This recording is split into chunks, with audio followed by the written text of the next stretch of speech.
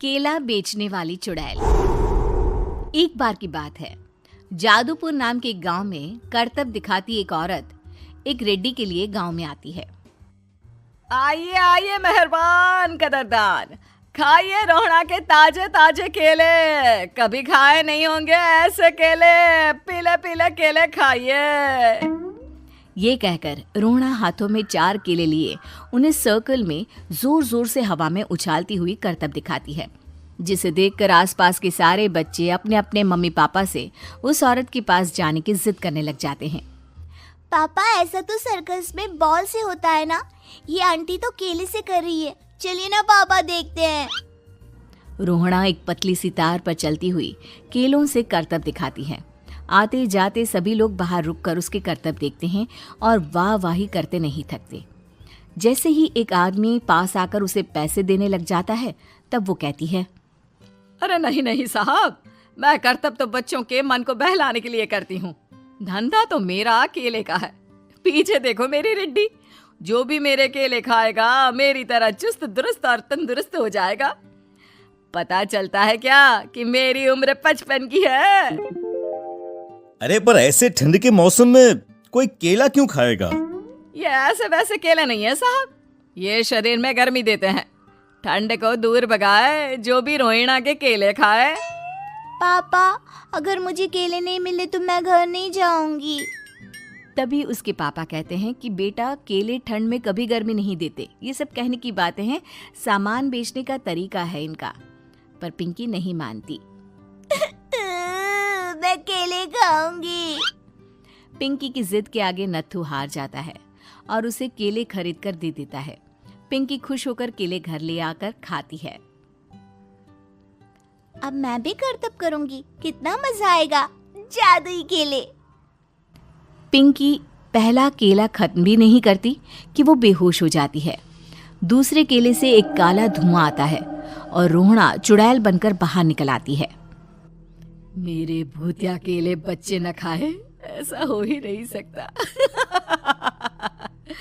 जादूपुर वालों, कब तक बचोगे? आ गई हूं मैं रोहड़ा, जिसका कोई नहीं कर सकता सामना। रोहड़ा पिंकी को गोद में उठाकर काले धुएं में कहीं गायब हो जाती है। शाम के वक्त नत्थू घर लौटता है और पिंकी को घर में ना पाकर उसकी माँ से कहता है, माँ पिंकी कहाँ है? अरे बेटा, उसे तो तू सुबह करतब दिखाने ले गया था ना, फिर कहाँ वापस आए तुम दोनों? मुझे लगा तू उसे अपने साथ मंडी ले गया होगा। हे भगवान, मेरी बच्ची कहाँ गई? मैं उसे घर ही तो छोड़कर गया था माँ। नत्थू गांव के घर कोने में अपनी बेटी को ढूंढता है, पर उसे वो कहीं नहीं मिलती। परेशान होकर आखिर रो रो कर नत्थू हिम्मत हार कर घर लौट आता है। अगली सुबह रोहड़ा फिर से करतब दिखाने आती है और इस बार पिंकी की तरह रोनी केले खरीद लेता है। 50 रुपए दिए थे पापा ने, सारे पैसों की मैंने केले खरीद लिए हैं। अब मैं भी आंटी की तरह ही करतबबाज बन जाऊंगा। यही सोचते हुए रोनी केले खाता है और पहला अकेला केला आधा खत्म भी नहीं करता कि चुड़ैल उसके सामने आ जाती है। मेरे साथ चलने का समय आ गया है रोनी। ये तो बस शुरुआत है। अब इस गांव के सारे बच्चे धीरे धीरे मेरे कब्जे में होंगे, एक बच्चा भी नहीं बचेगा। ये कहकर रोनी को गोद में लेकर काले धुएं में अदृश्य हो जाती है।